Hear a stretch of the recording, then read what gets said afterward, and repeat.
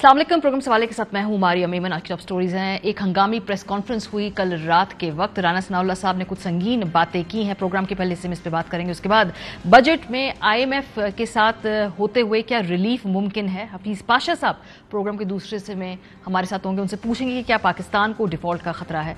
आखिर में doctor semi Jamali का जिक्र करेंगे। एक अहद है जो कि तमाम हुआ है, कुछ याद करेंगे उनकी शख्सियत के हवाले से, उनके मुख्तलिफ पहलू। लेकिन आगाज करते हैं। कल रात हमने देखा कि 12:15 बजे के करीब सीरीज ऑफ ट्वीट्स होती हैं। मरीम औरंगजेब साहिबा कहती हैं और राना सनाउल्लाह साहब कहते हैं कि बड़ी एक अहम प्रेस कॉन्फ्रेंस जो है वो होने जा रही है 12:10 पे। 12:10 पे राना सनाउल्लाह साहब एंड DA मिनिस्टर जब कोई प्रेस कॉन्फ्रेंस करने आएंगे तो तमाम लोगों के कान खड़े हो गए कि क्या कोई गालिबन मौजूदा जो ऑडियो लीक्स कमीशन है उसके बारे में बात करने जा रहे हैं, या जो कोई रेफरेंस भेजने जा रहे हैं, या कोई और संगीन केस है।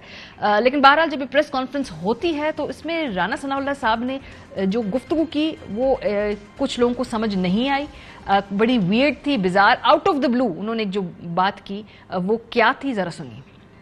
इन्होंने जो है ये एक ड्रामा रचाने की मनसूबाबंदी की है। PTI के नॉन वर्कर का घर हो और वहाँ पे फायरिंग का वाकया पेश आए और उसके नतीजे में वहाँ पे कैजुअलिटीज हों। उसी गुफ्तगू में जो इंटरसेप्ट हुई, साथ एक सेकंड ड्रामा ये भी चल रहा था कि रेप एक्ट किया जाए, यानी एक्चुअल रेप जो है वो एक्ट किया जाए और फिर उसका इल्ज़ाम ये लगाया जाए कि ये लॉ इन्फोर्सिंग एजेंसीज के लोग थे, ये गवर्नमेंट की जो है वो ईमा पे हो रहा है और इस तरह से वाकया जो है उसे इंटरनेशनल मीडिया में उछाला जाए।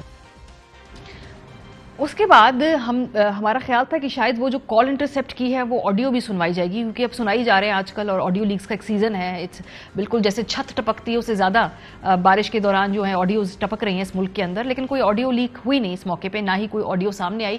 ज़रा आपको माजी में दिखाते हैं कि जब जब कोई ऑडियो इस तरह से लीक होती है, राना सनाउल्लाह साहब उस पर जब प्रेस कॉन्फ्रेंस करते हैं तो वो ऑडियो सुनवाते भी हैं। कल ना कोई ऑडियो थी ना कोई और इन्फॉर्मेशन, बड़ी ही एक बिजार सी प्रेस कॉन्फ्रेंस थी। माजी में राना साहब जो है ऑडियोज का हवाला दे के किस तरह से प्रेस कॉन्फ्रेंसेस करते रहे, जरा देखिए। माजी में हमेशा ऑडियो प्ले करके फिर उसको रेफरेंस बना के प्रेस कॉन्फ्रेंसेस की जाती थी, कल ऐसा नहीं हुआ। लेकिन कुछ अहम सवालात हैं जो राना सनाउल्लाह साहब की प्रेस कॉन्फ्रेंस से उठते हैं, उनमें से 4 अहम सवाल आपके सामने रखते हैं। सबसे पहले तो ये कि राना सनाउल्लाह साहब ने ये नहीं बताया कि सामने आने वाले जो अफराद हैं जिनकी गुफ्तगू है वो कौन है। सो एक कच्ची पक्की बड़ी हाफ बेक इन्फॉर्मेशन उन्होंने अपनी प्रेस कॉन्फ्रेंस में दी। उन्होंने ये नहीं बताया कि कौन से PTI रहनुमा का घर टारगेट था, ये नहीं बताया कि PTI के लोगों ने रेड के हवाले से क्या प्लानिंग की थी और कैसे प्लानिंग की थी, और क्या जाली रेड के लिए PTI के लोगों के पास सरकारी वर्दियां, साजो सामान और गाड़ियां भी थी। सो बहुत सारी इंफॉर्मेशन जो थी कल की इस प्रेस कॉन्फ्रेंस में नहीं थी। ये एक्सपेक्ट करते हैं कि चूंकि राना सनाउल्लाह साहब ने कह दिया है तो फेस वैल्यू पे हम उनकी इस बात को मान लें। सुबह इस्लामाबाद पुलिस ने एक बहुत बिजार ट्वीट की और ये भी बड़ी प्रॉब्लमैटिक थी। उन्होंने कहा जी कि इत्तलात के मुताबिक महकमों को बदनाम करने की मुनज़्ज़म मुहिम का आगाज किया गया है और हर ओहदे के अफसरान को निशाना बनाया जा रहा है ताकि इदारों की बदनामी की जा सके। तमाम खवातीन काबिल एहतराम है, लेकिन कुछ को उस मुहिम में इस्तेमाल किया जा सकता है। ऐसे मजमूम हथगंडे गैर मुल्की इंटेलिजेंस इदारे माजी में इस्तेमाल करते रहे हैं। तमाम अफसरान को हिदायत की जाती है कि किसी भी ऐसी चाल से बचने के लिए मामलात को शफाफ रखें, तमाम दफातर, थाना जात और हवालात में कैमरे ठीक रखें। सो इस्लामाबाद पुलिस को एक अलहदा फिक्र है कि उनके अफसरान एहलकारों के ऊपर गलत इल्जामात ना लग जाएं। क्या हम सब जानते हैं कि जेल के अंदर, पुलिस के अंदर खवातीन कितनी पावरलेस होती हैं कि वो किसी के वहां पर झूठे इल्जाम लगा सकते हैं। पाकिस्तान में थाना कल्चर में इतनी पावर है वहां पे जो अफसरान होते हैं, जो एहलकार होते हैं, तो उनको अपनी इज्जतें बचाना और खवातीन से अपने आप को प्रोटेक्ट करना, ये पावर डायनामिक्स अकल से ये बात समझ आती नहीं है। बहरहाल इमरान खान साहब ने फिर ट्वीट की। उन्होंने कहा कि उन्हें शक था कि जेलों में खवातीन के साथ बदसलूकी की जा रही है, और अब जो कल राना सनाउल्लाह साहब की ये प्रेस कॉन्फ्रेंस हुई है उसके बाद से उन्हें यकीन है कि ये इन इल्जामात में सदाकत है और पाकिस्तान तहरीक इंसाफ ऑलरेडी महसूस करती थी कि उनकी खवातीन को मैन हैंडल किया जा रहा है। सो उस पूरे कॉन्टेक्स्ट में कल की प्रेस कॉन्फ्रेंस और आज की जो ट्वीट्स है इस पे बात करेंगे। साथ साथ ऑब्वियसली मुज़ाकरात के हवाले से गुफ्तगू भी करनी है। इमरान खान साहब ने कमेटी तो बना दी है, लेकिन वो गुफ्तगू करेंगे किससे, ये भी सवाल आता है। हमारे साथ मुशर्रफ जैदी सीनियर तजज़ियाकार इस्लामाबाद स्टूडियो में मौजूद हैं। उमर अयूब खान सेक्रेटरी जनरल पाकिस्तान तहरीक इंसाफ, साबिक वफाकी वजीर। बहुत शुक्रिया उमर अयूब साहब। आपसे इसलिए आगाज़ करती हूँ, पहले हमें जो बता दीजिए कि जो खवातीन की लिस्ट है जिसमें आप समझते हैं कि उन लोगों को शायद कोर्ट में प्रेजेंट नहीं किया गया, और ये कि कितनी टोटल आप लोगों के अभी तक की इंफॉर्मेशन के मुताबिक पाकिस्तान तहरीक इंसाफ की जो खवातीन है वो जेलों में है या जो जिनके हवाले से अभी कुछ मालूम नहीं है। بسم اللہ الرحمن الرحیم. بہت شکریہ ماریہ صاحبہ، آپ نے پروگرام پہ مدعو کیا. سب سے پہلے تو میں یہ بات کرنا چاہوں گا کہ بحیثیت سیکرٹری جنرل پاکستان تحریک انصاف، جو پاکستان کی سب سے بڑی جماعت ہے، تو جو 9 مئی کو جو ہمارے چیئرمین صاحب نے بھی کہا، کیونکہ وہ جیل میں تھے، زیر حراست تھے، اور اس کو انہوں نے کنڈیم کیا، اور پورا مطلب کوئی ایسا شخص نہیں ہے جو اس کو کنڈیم نہیں کرتا. یہ تو ایک پالیسی سٹیٹمنٹ ہے. نمبر 1 میں بھی اس کو ریکریٹ کر رہا ہوں. اور نمبر 2 ہماری یہی ڈیمانڈ ہے کہ جوڈیشل انکوائری اس انسٹنٹ کی ضرور ہونی چاہیے اور معصوم لوگوں کو ہراساں نہیں کرنا چاہیے. نمبر 2. نمبر 3 بڑی اہم بات آپ نے یہ کی کہ رانا ثنا صاحب نے کل رات کو جو پریس کانفرنس کی، میرے خیال ہے بگ ڈھونگی پریس کانفرنس تھی.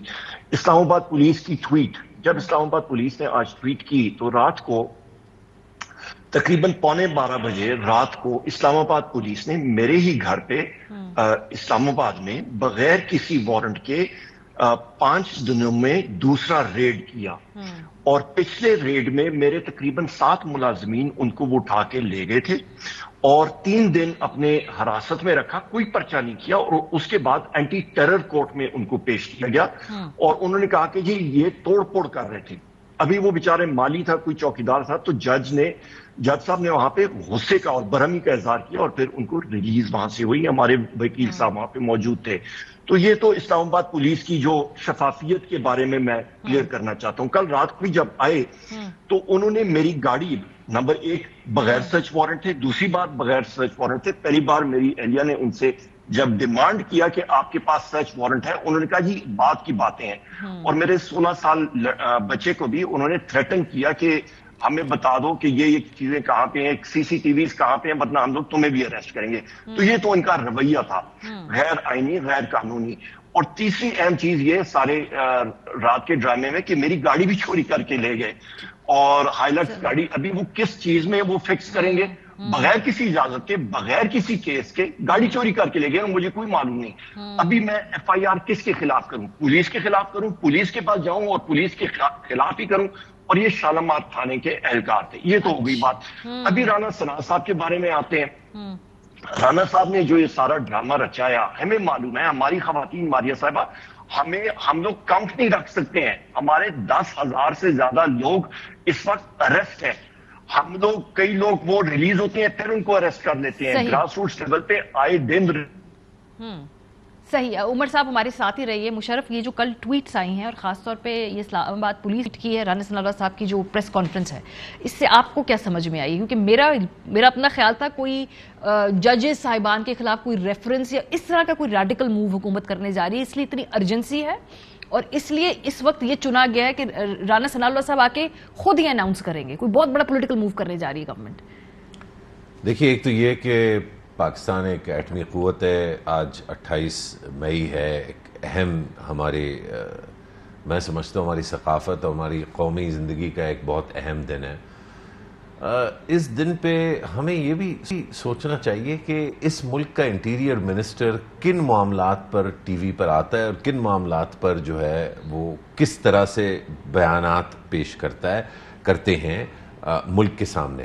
کیونکہ یہ صرف اس ملک کے سامنے نہیں، پوری دنیا کے سامنے کر رہے ہیں. تو مجھے اگر فیس ویلیو پہ جس طرح آپ نے فرمایا لیا جائے تو پھر تو بڑا واضح ہے کہ رانا ثناءاللہ صاحب کے پاس یقیناً بہت حتمی جو ہے وہ ایک طرح سے حتمی بھی نہیں کہوں گا میں، بڑا سرٹن قسم کا ایک کانکریٹ ایویڈنس ہوگا اور کو بہت عنقریب کوئی چیز ہوگی کہ وہ رات کو 12 بجے جو ہے اس طرح کی پریس کانفرنس کر رہے ہیں.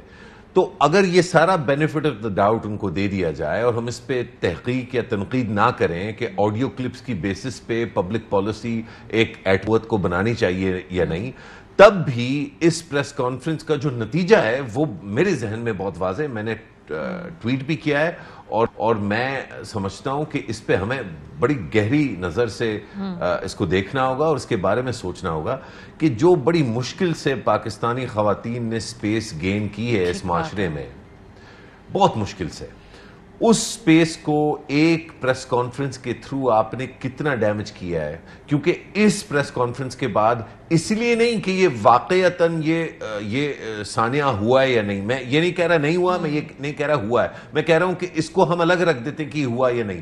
لیکن اب یہ بات سننے کے بعد کسی بھی پاکستانی گھرانے میں، وہ جیسا بھی گھرانہ ہو، جس ملک کے حصے میں ہو، شہر میں ہو، 2 لوگوں پر مبنی ہو، 40 لوگوں پر مبنی ہو، کیا کوئی پاکستانی گھرانہ جانتے بوجھتے اب کمفرٹبلی یہ چاہے گا کہ خواتین اس گھر کی کسی پولیٹیکل ریلی پہ جائیں، کسی سیاسی سرگرمی میں کسی طرح سے جو ہے وہ انوالو کریں اپنے آپ کو؟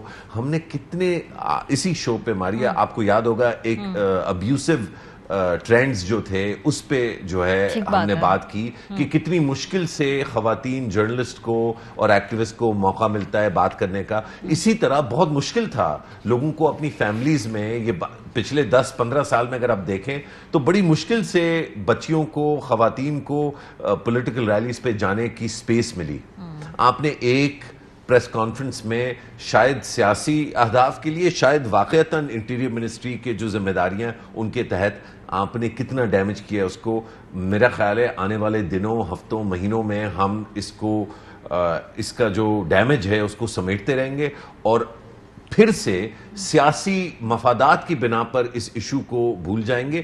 اگر خواتین پی ٹی آئی کی ریلیز پہ نہیں جا سکتی تو وہ جے یو آئی ایف اور پی ایم ایل نون اور پی پی پی کی ریلیز پہ بھی نہیں جا پائیں گی. اور کوئی گھرانہ اتنا جو ہے پکا نہیں ہے کہ وہ 50-100 سال کے لیے صرف ایک ہی پارٹی کے ساتھ ہوگا. تو ڈیمیج ہمارے ملک کا اور ہمارے سیاسی نظام کا، ہماری جمہوری اقدار کا اور ہماری آزادیوں کا ہوتا ہے. ڈیمیج جو ہے ایک پارٹی کا نہیں ہوتا. اور یہ بھی گارنٹی نہیں ہے کہ آج چونکہ پی ایم ایل این کے پاس یہ اختیار ہے تو کیا یہ اختیار 1.5-2 سال بعد ان کے پاس ہوگا یا وہ زیر اعتام ہوں گے. اور ان کی جو پولیٹیکل ایکٹیوسٹ ہیں، خدا نہ خواستہ ان کو یہ حالات کا سامنا نہ کرنا پڑے، کیونکہ پاکستان میں وقت ہمیشہ سدا ایک سا نہیں رہتا.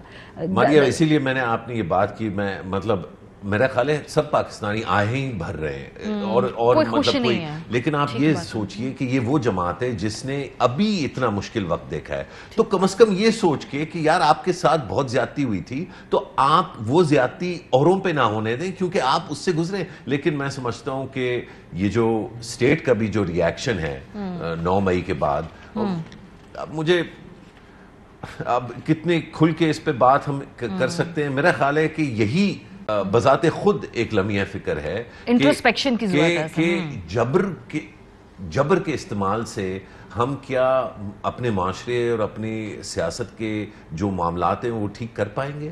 غلطیاں ہوئی ہیں، ان کا خمیازہ بھگتنا چاہیے لوگوں کو جنہوں نے وہ غلطیاں کی، لیکن پورے معاشرے میں جو اس وقت ایک تباہی برپا ہے اور ایک دوسرے سے بات نہیں کر پا رہے، اور ایک تشدد کو بڑا نارملائز کر رہے ہیں. مجھے تو پریشانی یہ ہے کہ جس طرح سے آپ تشدد اور ابیوز کو نارملائز کر رہے ہیں، اس سے ہم بطور معاشرہ کیسے ریکور کریں گے.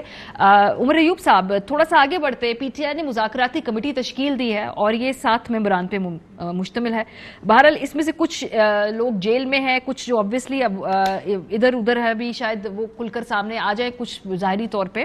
لیکن مذاکرات آپ کریں گے سر کس سے؟ بیکاز میاں محمد نواز شریف صاحب نے بھی کل ٹویٹ کی کہ بات چیت نہیں کر سکتے، دہشت گردوں سے، تخریب کاروں سے گفتگو نہیں ہوگی. خواجہ آصف صاحب کہتے ہیں کہ جی معافی مانگے آپ لوگ پہلے. ایسر اقبال صاحب کہتے ہیں آپ لوگ معافی مانگے، آپ کو ابھی تک اس پہ وہی نہیں ہے، کوئی ریمورس ہی نہیں ہے.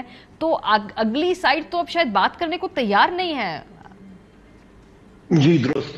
ماریا صاحب آپ لائن کٹ گئی تھی، معذرت چاہتا ہوں. سب سے پہلے رانا ثنا کی پریس کانفرنس کی آپ بات کر رہے تھے، اس کا کوئی مطلب ڈھنگ اس کا ہے نہیں. اور مشرف ظہری صاحب بالکل ٹھیک کہہ رہے ہیں، خواتین کے لیے سپیس یہ کم کرنا چاہتے ہیں اور ان سے کوئی چیز ہوئی ہے. مطلب یہ کوئی ایسا انسیڈنٹ ہوا ہے جس کا ملبہ یہ پی ٹی آئی پہ ڈالنا چاہتے ہیں، اس کو کور اپ کرنا چاہتے ہیں. تبھی رانا ثنا جو ہے وہ رات کو اٹھ کے اس نے رات کے مطلب 12 بجے کے بعد، مڈ نائٹ کے بعد یہ پریس کانفرنس کر رہے ہیں. اور صبح وہ تو کہہ رہے ہیں کہ ہم پری ایمپٹ کر رہے ہیں، ہم نے پری ایمپٹ کی ہے کہ ایسا ہونا تھا، ہم نے روک لیا پریس کانفرنس کر کے.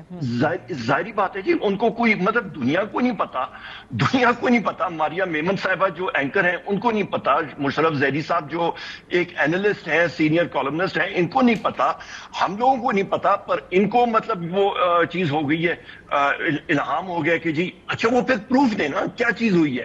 ہمارے پاس تو یہ چیزیں آ رہی ہیں، آپ کے پاس نیوز میڈیا کے پاس آ رہی ہیں، دبے الفاظ میں آ رہی ہیں کہ تشدد ہو رہا ہے، یہ چیز ہو رہی ہے. اس کو یہ پری ایمپٹ کر، اس کو یہ ایک قسم کا پہلے اپنے اوپر سے وہ ملبہ ہٹانے کی کوشش کر رہے ہیں. انشاءاللہ تعالی ہم لوگ یہی چاہتے ہیں کہ اس کی تحقیقات ہونی چاہیے اور ان کا جھوٹ جو ہے وہ سامنے آنا چاہیے. ابھی مذاکرات جی मुज़ाकरात पे ये तकरीबन 9 मेंबर कमेटी है। पहले 7 की मैंने साइन करके की, चेयरमैन साहब के इंस्ट्रक्शंस पे 2 और नाम ऐड हुए, जिसमें चौधरी परवेज इलाही साहब भी हैं और कासिम सूरी साहब बलूचिस्तान से हैं। अच्छा। हमारे साथ बात कौन करेगा? देखिए, हम लोग एक पॉलिटिकल पार्टी है और पॉलिटिकल पार्टीज के साथ ही बात करती हैं। आज या मुस्लिम लीग नून हो गई है, JUIF हो गई या पीपल्स पार्टी है, वो उनका ख्याल है कि ये मुल्क सिर्फ उन्हीं का है या इलेक्टोरल प्रोसेस में सिर्फ वही दंडनाते फिरेंगे और कोई पार्टी नहीं होगी। मेरा ख्याल है ये उनकी। लेकिन उमर साहब ये आपकी बात बिल्कुल ठीक है, पॉलिटिकल पार्टीज से बात करती है, लेकिन अभी चंद हफ्ते पहले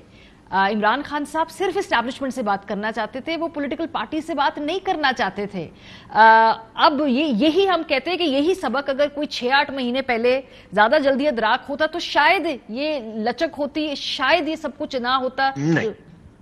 नहीं मारिया साहबा, उन्होंने कभी ऐसी बात नहीं की। उन्होंने कहा था कि सीरियसनेस दिखाएं इलेक्शंस के हवाले से। ये लोग आएं बाएं शाइन कर रहे थे, इलेक्शन के ऊपर ये बात नहीं करना चाह रहे थे। इमरान खान साहब ने कहा कि इलेक्शंस के बारे में बात आप करते हैं, मैं किसी से भी बात करने के लिए तैयार हूं, एनी एंड एवरीवन। नंबर 1।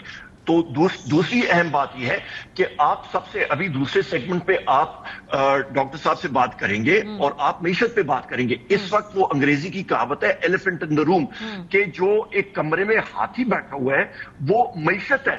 आपकी इंडस्ट्री बंद हो गई है, बेरोजगारी 23%, आपकी लार्ज स्केल मैन्युफैक्चरिंग बंद, आपकी अफराद-ए-ज़ार अशिया खुर्दो नोश की 50% पे, आपकी रुपए की कदर 315 रुपए, आपका मुल्क में रेवेन्यू शॉर्टफॉल, बेरोजगारी इंतहा पे, बजट इनसे बन नहीं रहा। वजीर आजम शहबाज शरीफ ने इन्होंने स्पेशल कमिटीज बनाई है कि मिनिस्ट्री ऑफ फाइनेंस के प्रपोजल से अग्री नहीं करते, बजट सर पे, अभी इनको होश आई है। तो लिहाजा ये चीज ज्यादा देर चल ही नहीं सकती। मैंने खुद इकोनॉमिक अफेयर्स मिनिस्ट्री मैंने चलाई है, 1-1.5 साल मैंने चलाई है। बिल्कुल ठीक बात है, जो सारी इकोनॉमी के मामलात हैं, बिल्कुल ठीक बात है। वो एक इतना बड़ा यहाँ पे तलवार लटक रही है, लेकिन इसमें साथ साथ पाकिस्तान तहरीक इंसाफ की पॉलिटिकल बका की बात भी है। ये जो भी बात की कि खान साहब बात नहीं करना चाहते, कल जो सहाफी मिलने गए हैं उन्होंने कहा खान साहब से कि पॉलिटिकल पार्टी से बात करें, तो उन्होंने कहा इनसे क्या बात करें, इनके पास अथॉरिटी क्या है, हम उन्हीं से बात करना चाहते हैं जिनके पास इस मुल्क में अथॉरिटी। तो कल तक भी उनकी यही पोजीशन है। नहीं, खान साहब ने हमेशा, देखिए खान साहब ने हमेशा कहा है कि जी नॉमिनेशन मैंने नोटिफाई किया ना, मुझे चेयरमैन ने खुद डायरेक्टली इंस्ट्रक्शंस दी हैं, तभी मैंने नोटिफाई किया है। वैसियत सेक्रेटरी जनरल उनकी इंस्ट्रक्शंस भी हुई हैं, तो वो नेगोशिएशन जो है वो पॉलिटिकल पार्टीज के साथ ही होंगी। यहाँ पे मैं ये भी कहता चलूं कि सुप्रीम कोर्ट के चीफ जस्टिस ने और वहां पे जो पैनल था सुप्रीम कोर्ट का, उन्होंने बाकायदा कहा है कि पॉलिटिकल पार्टी मुझे इस सेगमेंट को समझना है। जी Musharraf, is it too late? Core commanders conference में भी ये चीज रिएट्रेट हुई थी कि पॉलिटिकल पार्टीज की नेगोशिएशंस आगे जानी चाहिए। जी मेरा ख्याल है इट्स नेवर टू लेट। आपको पता है मैं बहुत ज्यादा ऑप्टिमिस्टिक हूँ और अनोइंगली ऑप्टिमिस्टिक भी है कभी कभी मुझे, और इसमें अनोयंस मतलब उसके लिए मैं माजरत ही चाह सकता हूँ। आज अभी खान साहब जो है फोन उठाएं और फोन करें नवाज शरीफ को, वो उठा लेंगे फोन आगे से उनका। मेरा ख्याल है कि अगर नहीं भी उठाते तो उनकी फोन उठाने में राह हमवार करने के लिए बहुत ज्यादा टाइम नहीं लगेगा।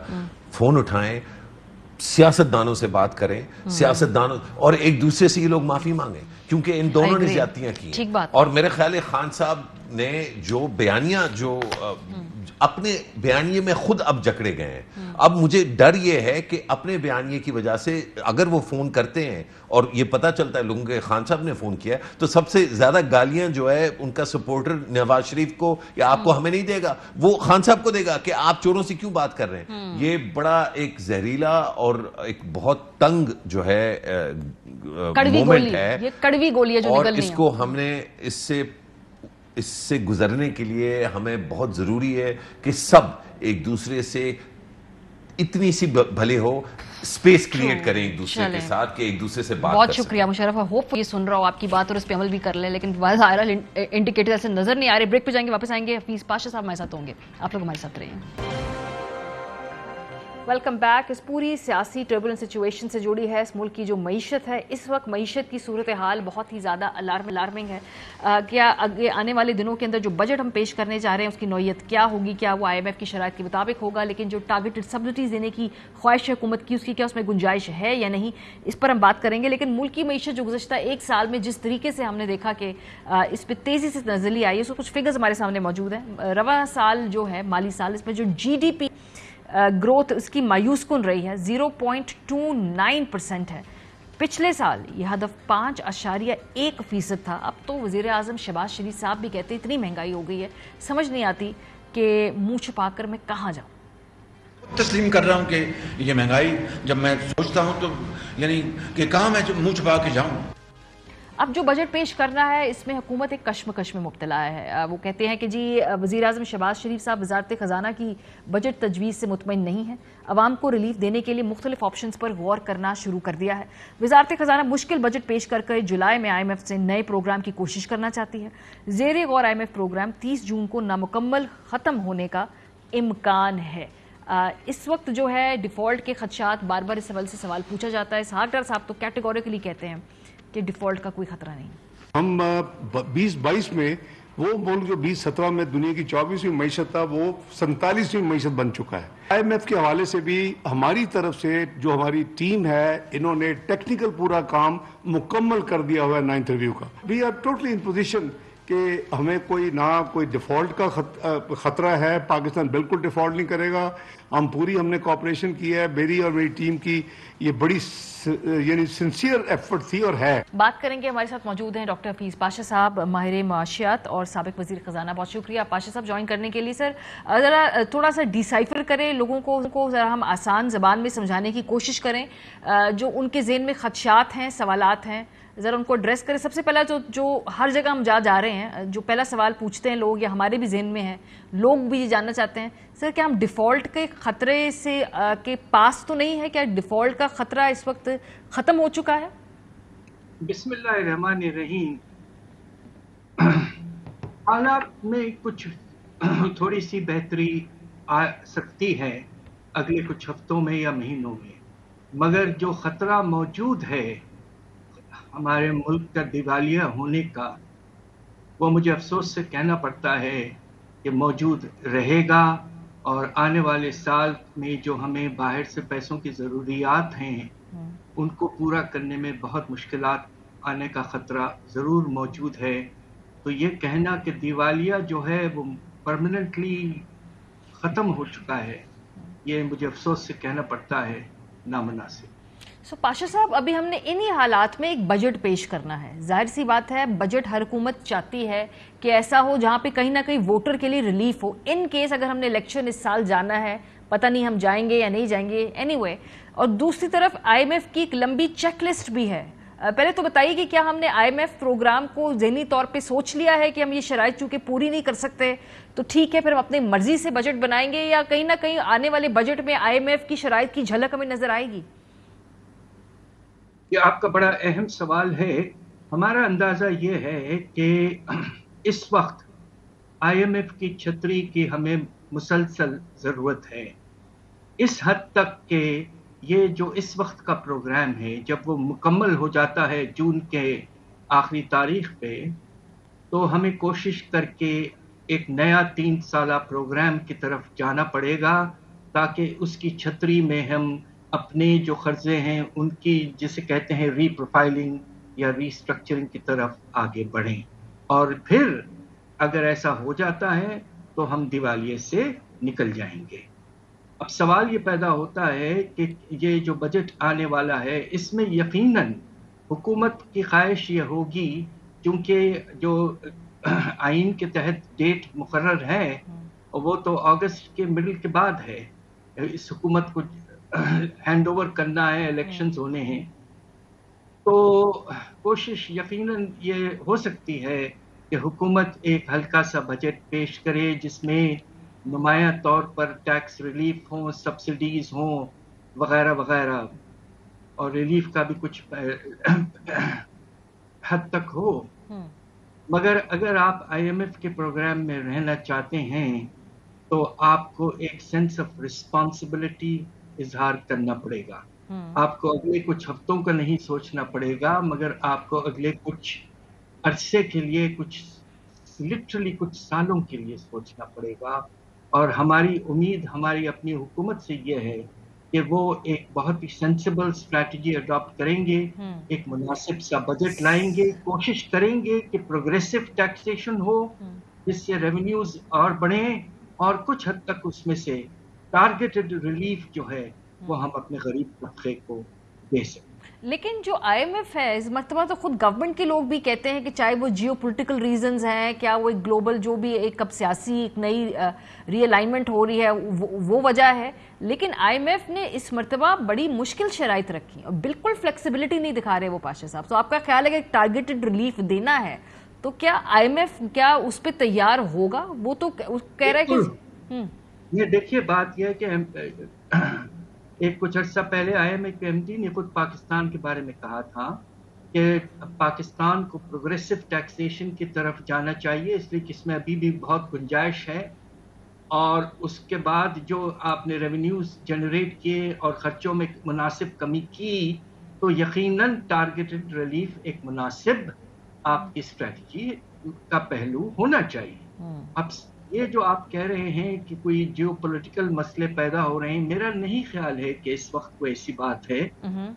बात सिर्फ ये है कि पाकिस्तान का ट्रैक रिकॉर्ड जो है आईएमएफ प्रोग्राम्स की इम्प्लीमेंटेशन का वो कोई खास इतना अच्छा नहीं है। आपने देखा कि पिछले हुकूमत के आखिरी दिनों में जिस तरह वायलेशंस हुई, फिर हमने ये भी देखा कि इस हुकूमत के दौरान जब नए फाइनेंस मिनिस्टर साहब आए तो सितंबर से लेकर जनवरी तक जो हमने तरीके अडॉप्ट किए थे वो बिल्कुल मुख्तलिफ थे आईएमएफ से।